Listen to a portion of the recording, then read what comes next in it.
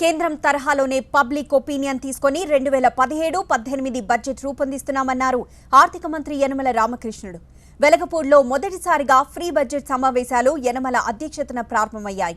3 రోజుల పాటు ఈ సమావేశాలు జరగనున్నాయి.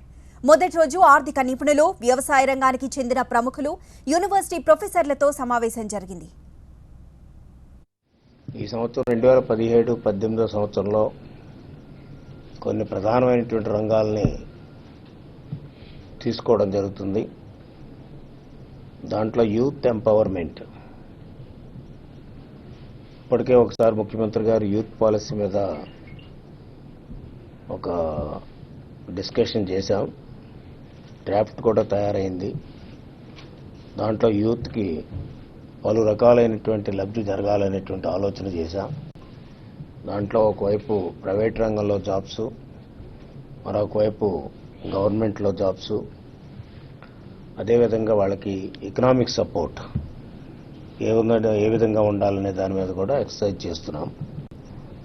అదేవిధంగా స్పోర్ట్స్ పాలసీ కూడా, అది కూడా యూత్కి సంబంధించిందే కాబట్టి ఈ స్పోర్ట్స్ పాలసీ, యూత్ పాలసీని కూడా ఇంటిగ్రేట్ చేయాలనేటువంటి ఆలోచన కూడా జరుగుతుంది.